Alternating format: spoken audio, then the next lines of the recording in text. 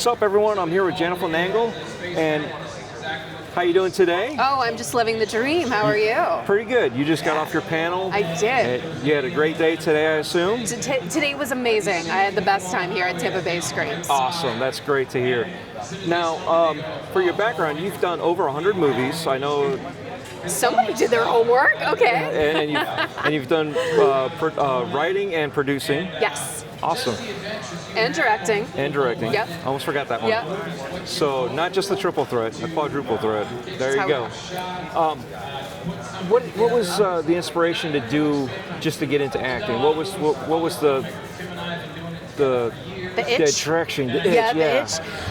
When I was 9 or 10 years old, I went to go see some family friends who were younger than I was in a production called The Sound of Music, which I'm sure some people are familiar with. And I was just so fascinated watching them just sing and dance and say these lines on cue and command, and they had all these rehearsals and they practiced, and I just found that so interesting and fascinating that I was like, I have to do it. I want to do it. And so that's what I did from age 10 to when I graduated college. I just focused on musical theater. So you got the itch from the get-go. From the get-go. Nice. I got the calling, yeah. Nice. Now, how did you, so obviously acting was the first thing. How did you transition to each of the other three? Yeah. So I moved to Los Angeles shortly after I graduated college, hoping to have the most amazing television career ever and everybody know who I was and do like a sitcom for numerous years. And I started to audition, and I would walk into rooms and see about 500 women that looked exactly like me. And that was so terrifying because you walk into an audition room for a commercial, you say maybe 2 words, you get like a commercial, a question, and you answer with 2 words, and then your audition's done.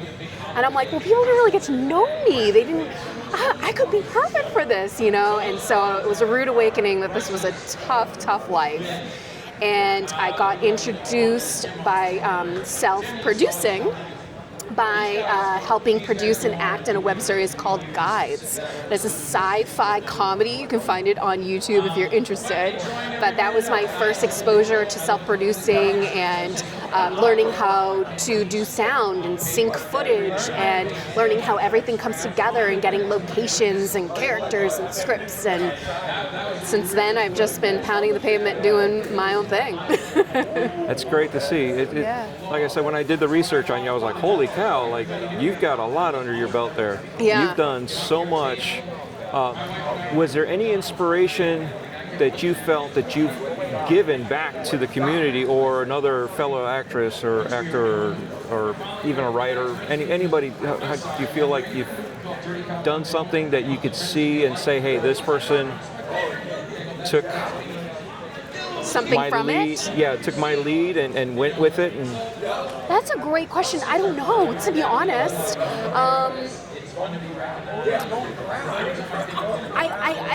I'm always very humbled, especially when I go, like I went to Slash and Bash Film Festival and Convention in Topeka, Kansas back in September, and I was just so humbled because I didn't think anybody was going to even care about my anthology body count that we were screening, and I was so floored at the amount of women that had questions for me after the screening, and I was just so humbled and just so honored that people even cared.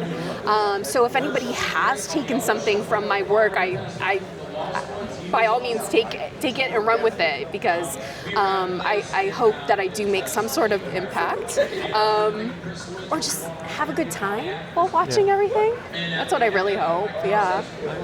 Anything that you would like to let us know about the future to look forward to? I know you got a few things under that are being worked on, but I can't talk about it. Yes. Is there anything that you might want to hint or talk about something? You can catch up on the 7 seasons of Malvolia on YouTube, and maybe keep your eye out for a product or film that might be coming out soon. But other than that, just focusing on writing and trying to figure out what the next step is. Oh, nice, thank you. Yeah. Thank you. I appreciate you being an inspiration to the younger generation, because I look at my daughter and I look at everybody before, and I try to like, hey, this is the person you need to listen to, this is the person you need to watch, and learn from these type of people. Am I one of those? Yes. Oh my gosh, no pressure. I'll behave myself more now. So I really appreciate your time. Thank you so much. Thank you for having me. Thank you.